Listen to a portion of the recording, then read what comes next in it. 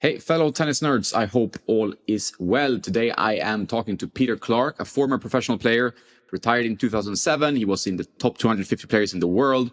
He has recently launched the impressive Coachlife platform, which I've used a lot myself. You have top coaches there, coaches to top players, talking about technique, mindset, nutrition, match play, and more. I think it's an excellent platform. I want to talk about his career, but also how he came up with this and what he has learned from the process. So, hi, Peter. How are you? Hi, Jonas. Great to be here. Good to see you. How did this start? You retired in 2007. I guess you've been coaching and stuff in between that. How did you get that kind of seed to the Coachlife platform? Yeah, so I retired in 2007, coached for a couple of years, and I was coaching some decent juniors. I enjoyed that, but then I took the money and went to a better club, and I wasn't really enjoying coaching beginners. So I moved into the business world, and I worked there right up until sort of about a year and a half ago, as an investor and owning different businesses. And then my daughter started playing. She started quite late. She was 10 and a half when she started. And I started coaching her, and I realized that, I needed to learn a lot, and I was struggling to coach a complete beginner. So that's when I started thinking of the concept of Coachlife, which is the junior coaches to famous pro players. So, they're the unsung heroes. We have 22 of them on the platform. And, they coach these players like Iga Swiatek, Coco Gauff from the ages of 5 through to 16, 18, where we think that 99% of the development is done. So, yeah, it's been exciting. I've learned a lot from building the platform and editing all the coaches, and it's helped with my daughter a lot. Yeah, that's an interesting mindset to go from you being a pro, starting very, very early in your life, playing tennis, and then getting all the technique ingrained. And then you have to kind of reset your mind and start coaching beginners. Like, you struggle with that. What was it that you struggled with? Wasn't it just fun, or was it tough to get into that mindset after playing as a pro? Yeah, I just was too advanced with the techniques at the start. And I think I'm actually pretty good technically. When I finished on the tour and I coached for a while, I thought I had a good eye for it. But, she was a complete beginner at 10 years old, and I'm trying to teach her the Rafael Nadal buggy whip forehand. So I had to really take it step by step and learn how to set up progressions through shots with the serve and different things and footwork. And it was a big learning process, but, she's finally getting there. I was just telling you before, she's probably, her level, I think, is close to a 6 UTR. And, when I started Coachlife, really editing it 8 months ago, she was around a 3. So she's gone from maybe a 3 to close to, she's beating people in the 5s. And that's just from all the drills and learnings that I've implemented with her from all the coaches on Coachlife. That's great. No, and I really like the idea of the platform. I've seen other platforms, obviously tested them, where you have pro players, but pros are generally, as you notice yourself, like, you need to kind of get out of your pro player mindset where everything is about your career, your results, and you already have all the technical stuff kind of ingrained. You can always improve. Where here you have the kind of guys and girls that started a player or helped really create this player, like you mentioned Swiatek, these kind of really world class players, and you get it from a different angle, and which is what I like. And what did you learn from some of the coaches? Like, you have so many different topics, and one of the things I've been impressed about the platform is that it's like so wide, right? You have so many videos already. So are there any like specific lessons you felt that stood out to you when you were doing all this editing and all the interviews with the coaches? Yeah, I really feel like I am one of the best coaches in the world after watching all the content. I think if you consume the platform, you start to see common themes. And one of the common themes was racket head speed. That was a big thing with 5 or 6 coaches, and doing that every day in a session, like incorporating that sort of for 20 or 30 minutes in each session. And that's made a big difference. And in terms of developing weapons, it's like the amount of time you spend on it. I got that with a lot of coaches. So rather than, I mean, if a player's developing their game and they're spending 10,000 hours, and there's millions of players all over the world at academies training 4 or 5 hours a day, and they sort of distribute what they work on evenly, then it's going to be very difficult to get to a high level, to make the top 100 or top 200. You need something special. So it's just, we started spending more time developing her serve and her forehand and centering her game around that. And that was a common theme with Andy Roddick's junior coach. I mean, he has a story on there where he started working with Andy at maybe 12 or 13 years old, and Andy had his backhand was amazing. And then at the end of the 2 years, he couldn't hit a backhand, but his forehand was huge. And that's because they spent 2 or 3 hours every day just working on different forehand drills. And I think he had a pretty cool quote that a backhand buys you a station wagon and a forehand buys you a life. So, it was the same with Nick Kyrgios' junior coach. He spent 10,000 hours on court with him, and 6,000 of those hours were probably centered around working on the forehand. So that was a big thing. But it's also common mistakes and things to look out for. I found that really helped. The overswing on the forehand, for example, with WTA players, and Iga Swiatek's coach Michal Kaznowski, he put a rubber band around her shoulders every day for 30 minutes to stop the overswing. And he also had this theory, which I had a great forehand when I played. My forehand was my best shot.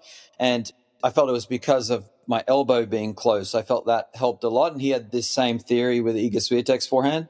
So he had this TheraBand around to correct the overswing, but also keep her elbow close. And he did it 30 minutes every day. So, that was something that I implemented, and that helped a lot with my daughter. And yeah, just there's fascinating insights like that. And, in saying that, it's not for everyone. Like if you have a Eastern grip or a semi-Western grip, you probably don't want your elbow so close. But if you have a Western grip, I think it helps to have the elbow. And then he naturally thought that she would get a little space as she got older. But, he developed the most explosive forehand probably in tennis history. I mean, her forehand's unbelievable. So it worked. Yeah, it's obviously personal taste and personal mechanics and all that stuff, but if you have a lot of options to look for different coaches and to look at different lessons, you will find something for you. I think that's the general thing. So like Iga plays kind of Westernish grip and with a lot of spin, and if you are a player like that, you can really maybe learn. While you, as you said, like if you have a more of an Eastern grip, there are other lessons or other things you can take out of the platform that will help your game. So I think that's interesting. And we all have different weaknesses. As you said, like the forehand in today's game, I mean, it's always been very important, but it feels like if you don't have a big serve and a big forehand, it's not going to be easy to compete on the top level of tennis, right? Absolutely, completely. You need two weapons, I think, especially in the men's game. And you have to move so well, and that was a big part of it as well. We have a tennis-specific footwork specialist on there, Dave Bailey, and he's fantastic, and he's been developing his method over the last 10 years. But then a lot of the coaches, have their own footwork patterns that are just brilliant. So there's a lot of content like that. We have a strength and conditioning coach, a nutritionist, and you might think if you're a recreational player, do I really need the nutritionist? But there's just different things about how to use caffeine and creatine, and so yeah, there's a lot of fascinating content. But it's 360 videos, one new coach added every month, and yeah, if you just watch all of the content, like we have Robert Lansdorp, who's one of the greatest coaches of all time, but he's 86 now. So tennis has evolved a little bit, but he was one of the innovators of the reverse forehand, and he which I really believe in as well. I think it's the most important shot in tennis. Some people call it the buggy whip, the reverse forehand, the right side finish or left side finish. So I was always obsessed with this forehand. My coach happened to teach it to me when I was 16, and 99% of coaches think it's the wrong way and you shouldn't teach it. But Robert Lansdorp told a fascinating story about working with Pete Sampras. So he used to feed it really hard and deep, and Pete started finishing up here. And Robert's like, well, what are you doing? You shouldn't do that. And Pete said, well, the ball's shooting off the line. I had no choice. So then the lights went on, and Robert said, let's work on it more. You should hit it when you go out wide. You should hit it on short balls. You should hit it on in-to-in forehands. And they really started working on it over the next 6-7 years. And then he taught it to Lindsay Davenport. He taught it to Maria Sharapova. She talks about it in her book that on match point against Serena, she hit a reverse forehand. And so it's pretty fascinating. You see Alcaraz using it 50, 60% of the time. Nadal obviously uses it 90% of the time. There's been some of the greatest players in history have used it all the time. And six different coaches on the platform all talk about it. Whereas just in general, when you talk to 99% of coaches, they don't know about it, or they think it's the wrong way to hit it and you shouldn't teach it. So I think a lot of these coaches think differently, and you learn these specialized shots on the platform. So another example would be the Jack Draper backhand, where we have Jack Draper's junior coach, Justin Sharing. He worked with him from 5 to 16, still sort of does some work with him. But he taught him to finish with the arm straight out rather than following through. And, a lot of coaches will be, no, you have to follow through. That's not in the textbook, but it worked for him. And we had a number of other coaches teaching the same thing. Taylor Fritz, you see him doing that all the time on his backhand, where he just extends the arm right out, both arms right out, but stops, doesn't follow through. So we have Guy Fritz, his dad was on the platform. So yeah, it's just really fascinating that they think differently, and there's these specialized shots that you can learn, but you also learn how to structure a session. And there's so many different categories. So, if you're a junior, there's 36 videos for aspiring juniors. And then if you're a coach, there's another 40 videos for advice to coaches. So there really is something for everyone, the recreational players, the parents, tennis parents, and, the aspiring junior. Yeah, I would say so. I've been checking around the platform for a while, and I really believe there's something for everyone. When it comes to your own, you talk about Lansdorp, right? Okay, he's from another era in that sense that he's like 86 years old. When you look at today's tennis, which is 2024, you retired 2007. What has changed? What is like changed in the pro level, which you belong to? Like, what would you have done differently maybe if you could play today? Yeah, I think it's the rackets and the strings. I mean, I was using Luxilon strings, but it was just the racket. Like, I was using the old Tour head that I think was already 20 years old when I was using it, which was really silly. And I always had problems with my arm, and I would string it stupidly at 62, 63 with Luxilon string with the stiffest head prestige ever. So that wasn't that smart. And I was constantly battling shoulder problems and arm problems, but it was probably just down to that. No one could find anything.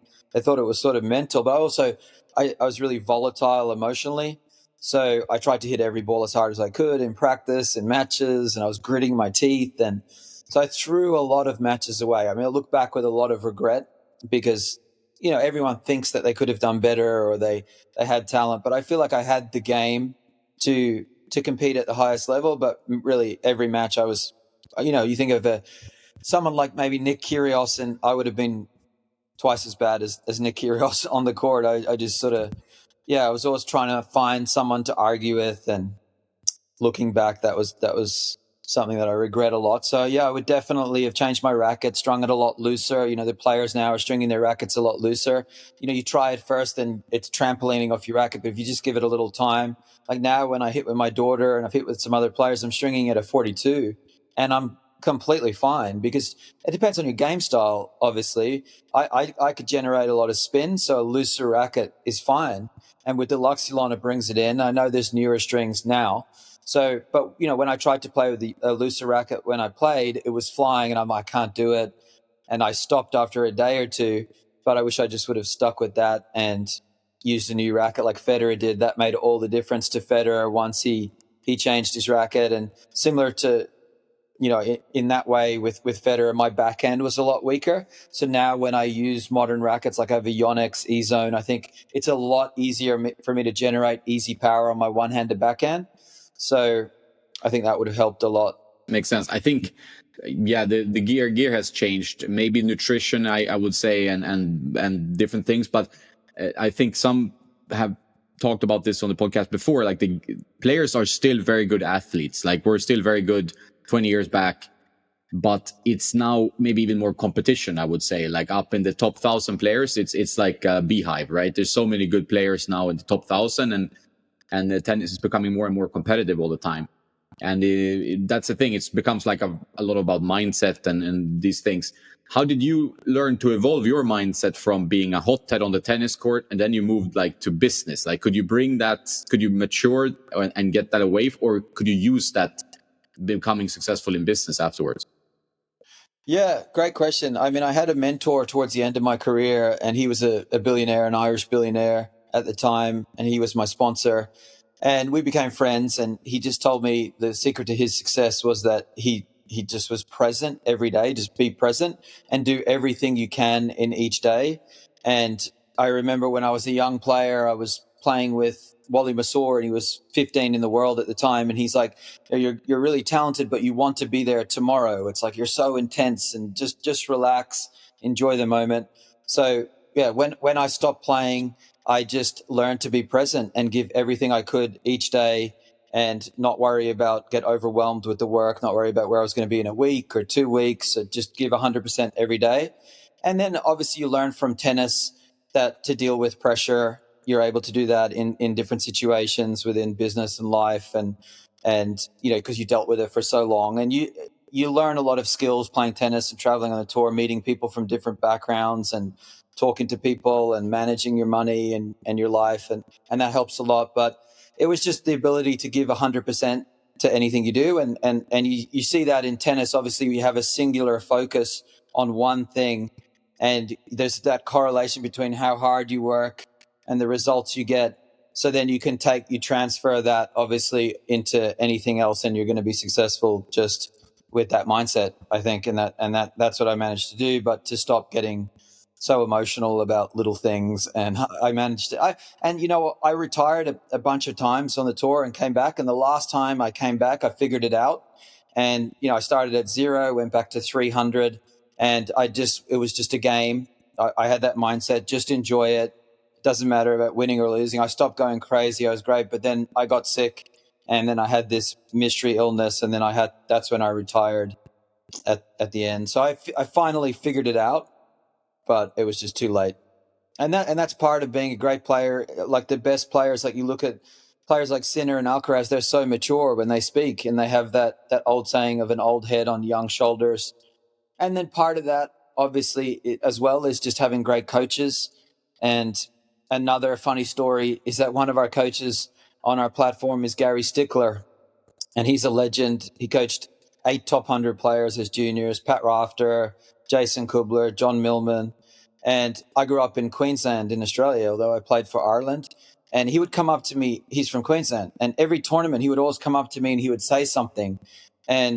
But he never directly said, "Will you come and work with me?" But he would always just come and say, "You should try this," or "You should try that."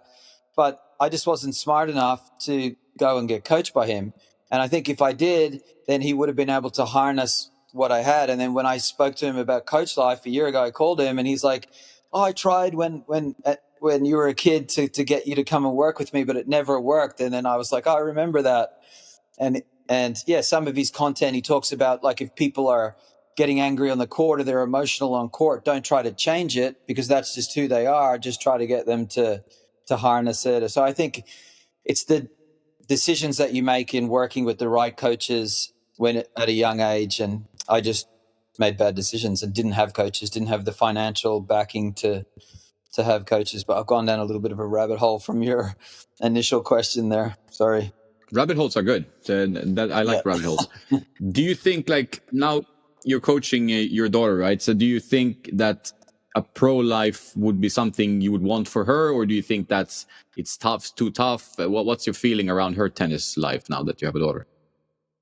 Yeah, I think it's we were at a shoot, and there was a girl there with her father, and I would say to them if I met them again, and she was maybe 300 or 400 in the world, and they were just constantly negative about how tough it is to make it and how tough the lifestyle is. And I just really think that's the wrong perspective.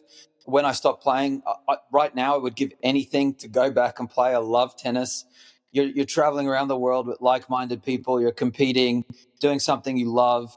I mean, there's nothing better. It's just that perspective of complaining. Wait till you start living a normal life and you're working and grinding and you have kids. So it's just that perspective that you have to enjoy it and do what you love. So I'm encouraging her to absolutely play as long as she can, because I just think there's this misconception that you stop improving at 18 or you stop improving at 20. And I see it with a lot of coaches, and I think it's a mistake. I think you can keep improving till you're 26, 28. I mean, I know they had studies on neuroplasticity, and that only kids could learn, but they proved that adults can learn at the same level. So I think if you just stay on an even keel emotionally and just keep improving, I think that you can end up being, as long as you have the finances and someone to support you to keep playing, then I think as long and you're enjoying it, keep doing it as long as you can, because I think so many players, they reach 16, 17 or 18 and then it's like, well, what am I going to do now? Go to college? Well, okay, you can go to college, but then once they get to 22 and they finish college, they don't have the finances to keep playing and they stop playing. But I think it's a missed opportunity and they could just keep improving. And I saw that with a lot of guys I played with in juniors that went on to have amazing pro careers. I mean, there was one guy, I remember, Peter Lutzak. He got to top 30, top 40 in the world in juniors. He was like maybe 100 in Australia. I was number two. He was maybe 100. And then he went to college, didn't do that great, but just every year he kept improving and got to maybe 26, 27, broke the top 100, ended up getting to top 30 in the world because he just had that mindset of, I'm just going to keep getting better and improving. So that's what I want to do with my daughter. I want, as long as she loves it, she's like a tennis nerd. So she's always looking at all the results. As long as she keeps enjoying it, I just want her to keep playing as long as she can. I think that's a great point of view to have. I think also, I talked to many pros and many ex-pros and so on, and it's like you need to have the love, obviously, to be good at anything, but you need to also appreciate even when you're in it, right? And see like, okay, this is my life and it's a fascinating life. There will be pros and cons. So you will be alone in a hotel room after losing in the match tiebreak, and it's going to suck. But like you said, like the grind of everyday life, you have time later on to get that. You don't need to worry so much about that. And I think I can understand if some players are really not happy to be traveling, but because that's a part of tennis life. But overall, I think it's better to be grateful that you can do this and give it a shot. And then when it didn't work out or it did work out, you can leave that and do normal life afterwards. But I think gratitude is a good point there. Absolutely agree. Yeah. And it's just perspective, just not being so negative and not getting mired in those negative thoughts that, okay, you're a bit lonely after you lose, but not placing such a high emphasis on winning or losing, just staying on that even keel. Like we had another video on Coachlife where Stan Boster, who coached Andy Roddick and Marty Fish, said that, you have to be in contention 30 weeks to have, it only takes 8 good weeks to have a great year, but you have to be in contention all 30 weeks. So you can't get too up or down, just stay on that even keel and just enjoy it. Like when you're in these places, try to ingratiate yourself with the locals and see some sights and enjoy the traveling and be open to other players, I think, as well. If you're a lot of the women, the players on the WTA tour, the women, they can get a little insular just with their coaches or their groups. But I think if you can make friends with the other players and the other coaches, that helps a lot, because then you're traveling around the world with your friends and you can go out to dinner with them. But if you're just with your mother or father and just with your coach, you don't see any of the other players, then that can get tough. But yeah, you can learn so many lessons from tennis that you can take into the rest of your life. So it's worth it. It's just a few train rides or early flights. Like, come on. Yeah. Yeah. Yeah, it's exciting life. I think that you have to have that mindset, and it's usually like you don't stay on the tour for that long unless you're very, very successful, like Roger and Novak and these guys who are like superhuman, But so enjoy the ride while it lasts, kind of. And I know it's tough financially. I think that is an issue. I think maybe something I talked about on this podcast before, having some kind of round robin or getting more rounds in junior junior tournaments, or maybe on the futures level, even to have people staying longer in one destination instead of just traveling all over the place, and then also getting more matches would be good. Maybe that, like a systemic change of some kind, could be good for tennis, because now it's a little bit, you lose round and you go on the flight and then you go and it's for juniors can be quite tough, I think, to just do that as well. What do you think about that, like changing something from the ATP kind of system we have, or ITF? Yeah, I think that's a brilliant idea. 100% agree with that, because that is the hard part, especially when you're getting pressure from parents and people that are paying for you financially, that if you lose, then, because that's the biggest thing. But, you just have to supplement your income as a journeyman tennis player, and you have to just play that club tennis and play those money tournaments and, try to find like-minded people to sponsor you and get that help, because that is the one pressure that's there. It's financially, but you don't always need to have a coach every week. You can go on Coachlife and you don't need a coach. No. you don't need to always have a coach with you every week, depending on where you're from. If you're in the States, you can still see your coach every week and travel back and forth. But yeah, you just need to look for ways to supplement your income. But I think having more matches at the future level for sure would really help, because you lose 2 or 3 weeks in a row, you've only played 2 or 3 matches, and you can get down on yourself pretty quickly. So When you talked about your own career, you said like, oh yeah, you were a hothead. You mentioned like you were maybe even worse than Nick Kyrgios. When you see a guy like Nick, now he's been off the tour for due to injury, right? But when you see a guy like him, do you think there's anything you could instill, or would you suggest him to get a different coach, or do you see like potential that is kind of untapped still in such a player like him? yeah, he did an interview with Patrick Moraklu the other day, and there's a clip on social media doing the rounds, and I thought that was brilliant. I think Patrick Moraklu has some really fascinating insights about the psychology of players, and he was talking about Nick asked him that question, that exact question to Patrick, and Patrick said, I think it's your identity. You've had it so long that you're a talented player, and it's so ingrained in you that your identity is that you're talented and you tank and you have this sort of mindset. And I think you need to get out of that. And I think that just made so much sense. It's been with Nick for so long that it's so part of him that to just leave it all out there and just be vulnerable and then lose his identity, I think is hard for him. But I honestly think he's matured a lot. And I think if he came back, it would, and he does lose the plot, but he gets it together pretty quickly in matches that when he's up for it. But I remember seeing him in the quarterfinals of the US Open after he made the finals of Wimbledon against Kachanov. And, he in my opinion, honestly, he threw that away. There were just times where he just didn't compete the whole match. And I just think that maybe there was something that happened to him, as like the reason that I was so volatile on the court was my parents. I had a lot of pressure from my parents when I was a kid, and it was just every match after the match, it was 2 days where it was the atmosphere in the house wasn't great. Outside of tennis, it was fine, but it was just, getting yelled at in the car. And I think that just stayed with me. So I'm not sure whether there's something like that maybe, I'd happened to Nick. I don't know, but it was for me when I came back that last time, it was just dealing with that. And it was saying, it's okay. You're still a great person. Your self-worth, just because you lose a tennis match, isn't going to be affected. The sun will still come up. So once I was able to understand that then I was okay. So, but I don't know Nick at all. So, I mean, he's a lot better than I am and super talented, and he's had some amazing results. And funnily enough, so I live in the Bahamas and he lives in the same neighborhood.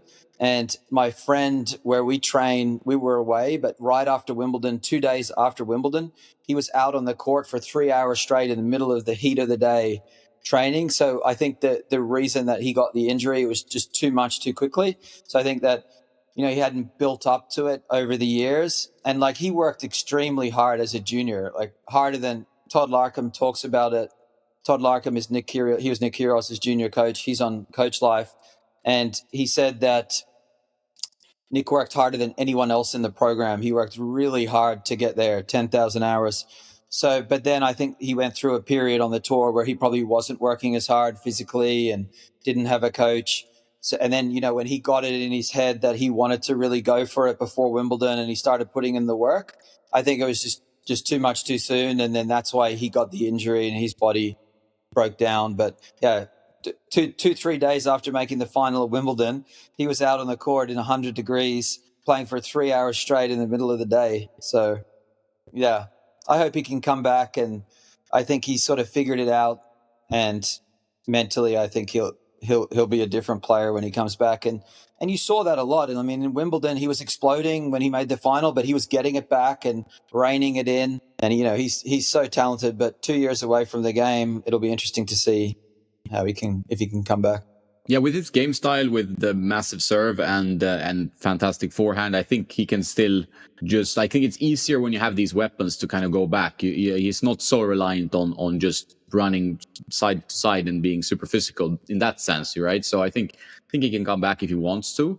But like you said, I think tennis, which I talked to Jose on the last podcast, Hernandez Fernandez, who was also a strong ATP player.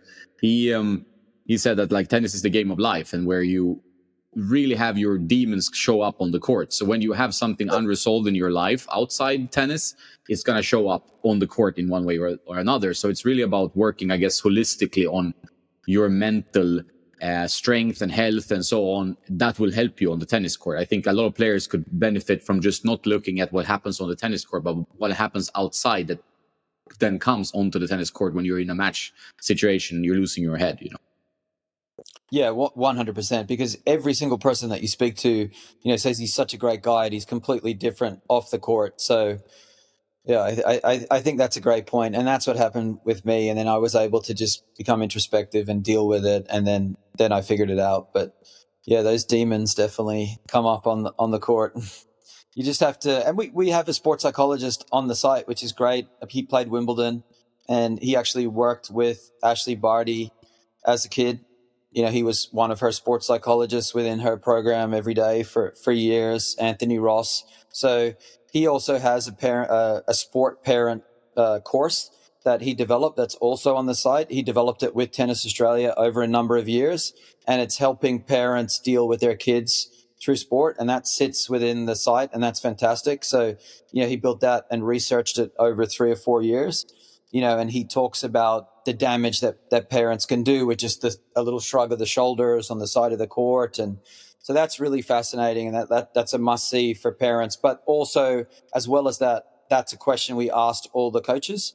How do you deal with the parents, and what do you say to the parents? And yeah, that was fascinating as well. Coco Gauff's coach, Sly Black, he coached 12 junior world number ones. He coached Coco from 6 to 14, Sloane Stephens, and all 3 of his daughters won the Orange Bowl.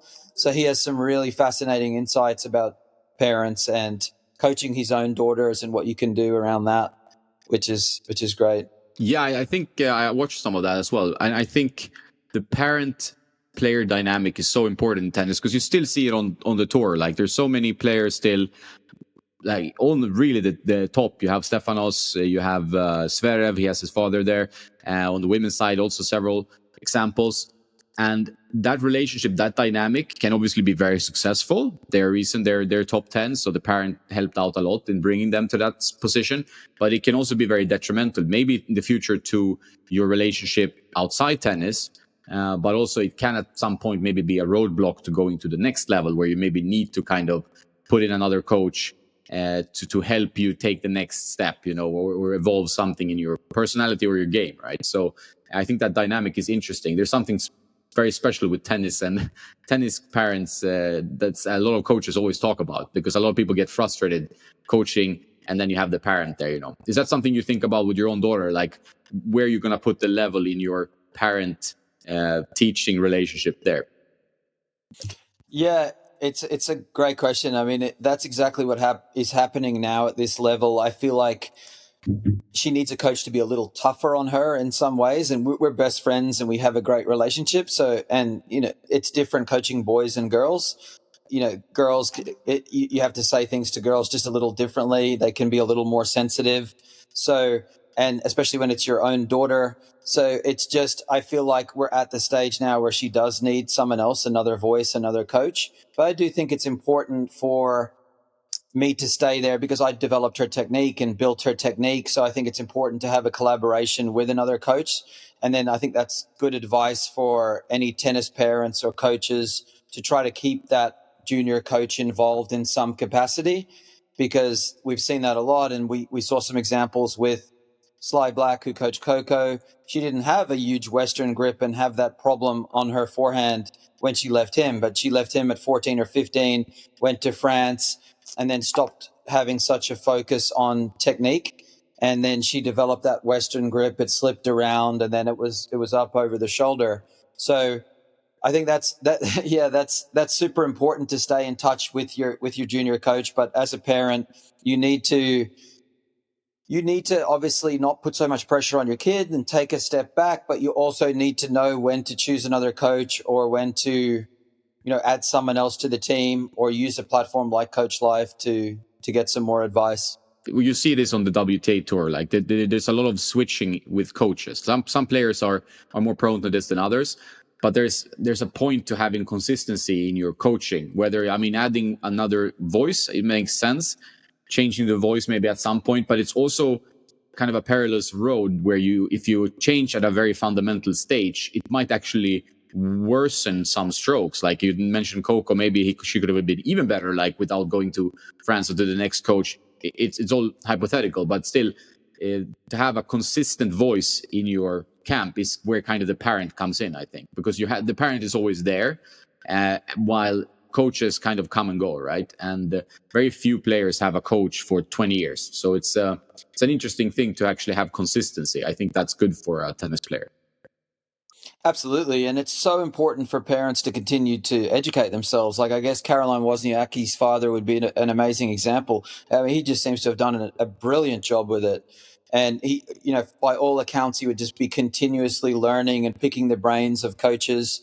So, but it's a fine balance between not overstepping as a parent, but just being able to help your child make the decisions. But you also want to give them some sort of autonomy, and you want to be able to get them to make their own decisions. So you don't want to be so overbearing that you're deciding when to choose to change coaches, but you want it to be collaborative, and you want to be talking to your child and making sure that they're equipped to make decisions as well, and they obviously need to give you feedback. And then eventually you do have to get to that point where you let go and they're the ones making the decisions, because I think I've seen that as well, where a parent is there and they're overbearing and they're answering questions for their kids. So it's, in making it as a tennis player, like it's so much of it comes down to the parents. Like the better the parents, and you see it with Ashley Barty's parents and Roger Federer's parents. I mean, they seem amazing. You listen to interviews with them and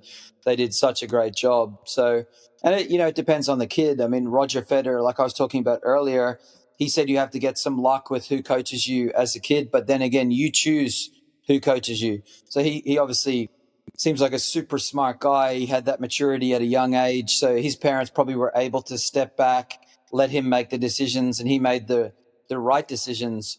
But yeah, it's a balance and a fine line. You just need to continuously educate yourself as a parent and try to develop a mindset in your kid. I mean, another fascinating story is we have Denis Shapovalov's junior coach on the platform, Adriano Furivia, and he has this tagline that they had called "I'm not in the business of excuses." So he would talk to the parents and the player, and he's like, no matter what, you will never make an excuse. There are no excuses. I don't care about the balls, the cheating, the score, the conditions, where you're sick, where you're not sick. And it wasn't just the player. He wanted the parents not to talk to the kid like, oh, you would have won if it wasn't for that, or you would have. So, and a lot of the coaches are coaching the parents as well on how to act and what to do. And then, but like you say, then the parents learn, and maybe eventually they do outgrow the coach.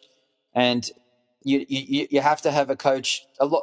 I find that most of the coaches, or all of the coaches on Coachlife, they seem to have very little ego, and they were really open to learning from other coaches and seeking advice from other coaches. And at some point, a lot of them admitted that the player had outgrown them and they needed to move on. So I think as a parent, you need to be looking for a coach like that has that attitude. Yeah, that's a great insight. I think that's very important to also coach the parent, and that the parent, as a parent, that you're open-minded to being like, okay, I need to step up my parenting skills and maybe my understanding of tennis, even if you're not a player, even if you are a player. But so I'm on the pulse of what's happening, and I'm learning the balance of, being a parent and a coach, or being a parent alongside a coach, which are all dynamics that you have to deal with. So I think it makes sense for the parent also to get some training around that, and be mindful that this is going to be maybe a journey where it's very important to stay balanced and to maybe step away at some point, jump in at some points, and try to do the best. And also for the player, I mean, to mature enough to make decisions for their career, because I think, like you mentioned, many pros who are very successful have made good decisions about right coach, at an early age, maybe understanding what works for them, what doesn't work for them. And that maturity is important to develop as a good player. One thing I wanted to ask as well, because there are a lot of players who are ambitious, club players of different levels, of course, but they want to improve.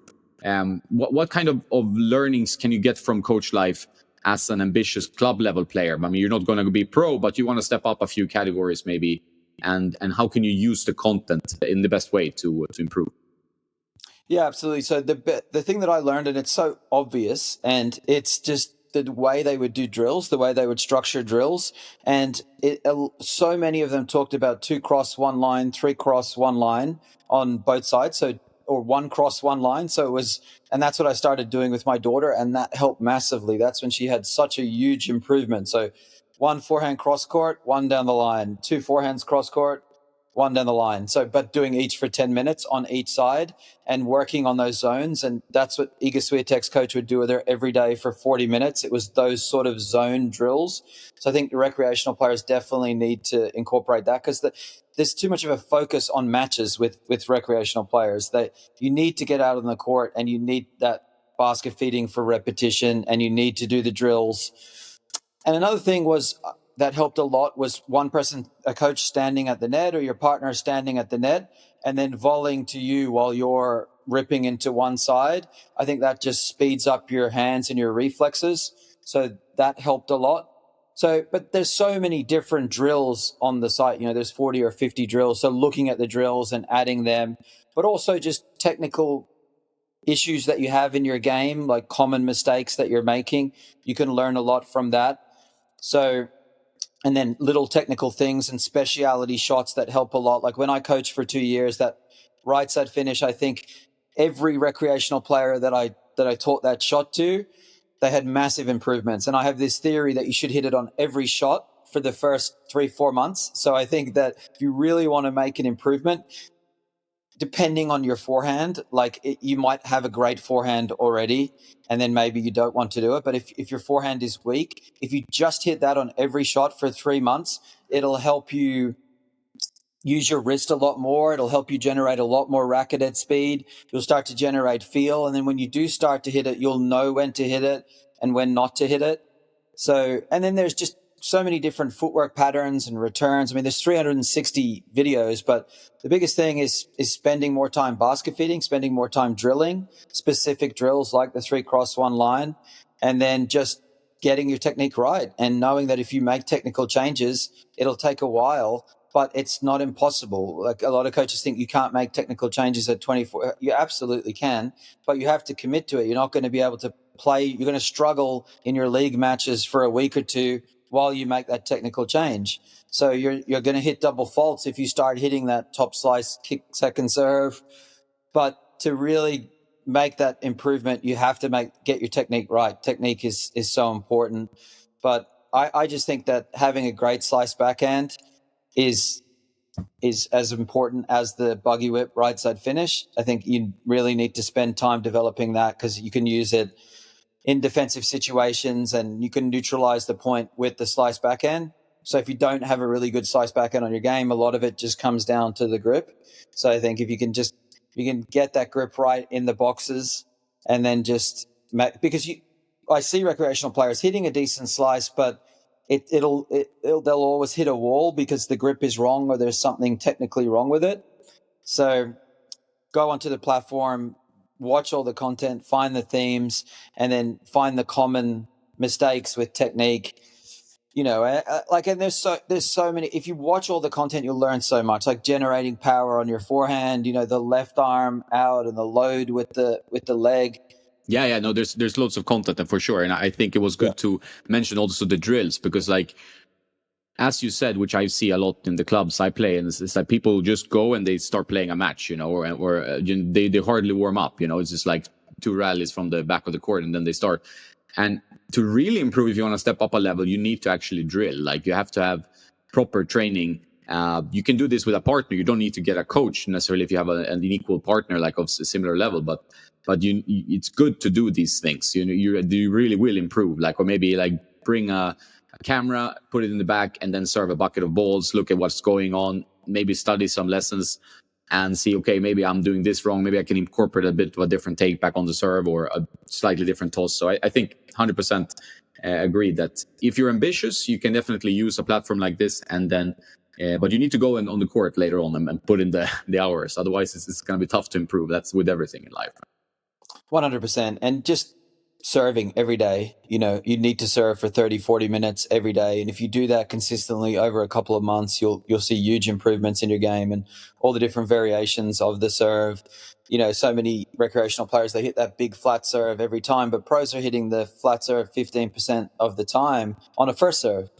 You know, it always needs to have that little bit of tail, and you see that with the coaches. Great tip from Nick Kyrgios's coach is, you know, Nick would always think about hitting the top and side of the ball. So, you know, looking up at it and hitting the top and side. And, you know, because if it's windy and your toss isn't there and you're trying to hit the big flat serve, you just see so many recreational players, their serve just breaks down. But when a pro would play in the wind, it's a lower toss, little bit of slice, little bit of kick on it, like top slice on it, and you're just getting a high percentage of first serve. So, and then there's obviously the strategy side. You can learn a lot from that. We're pretty light on that content, but we're adding new coaches all the time where we're building that section. But knowing when to go cross court, when to go down the line, when to pull the trigger, where to position yourself when you go down the line or when you go cross court, that's important as well. So, and then there's the strength and conditioning, who were Dean Hollingworth. He worked with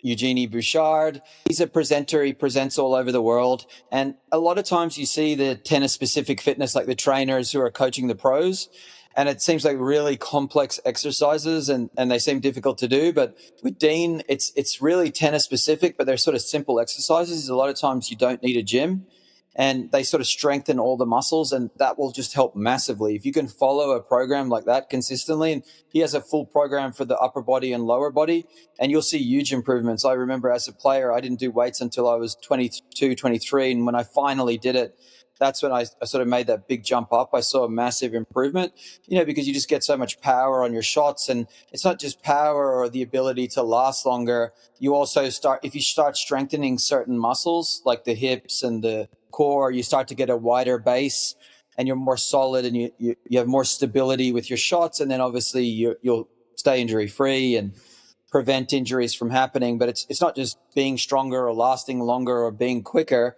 It's also just that stability that you have on your shots when you're stronger in the right areas. And he's so good at what he does that he's just got specific exercises that are simple, but that strengthen all the muscles that you need for tennis. I mean, he's a tennis specific strength and conditioning trainer rather than just a general one. So yeah, that's a massive, that will help and give them massive improvements.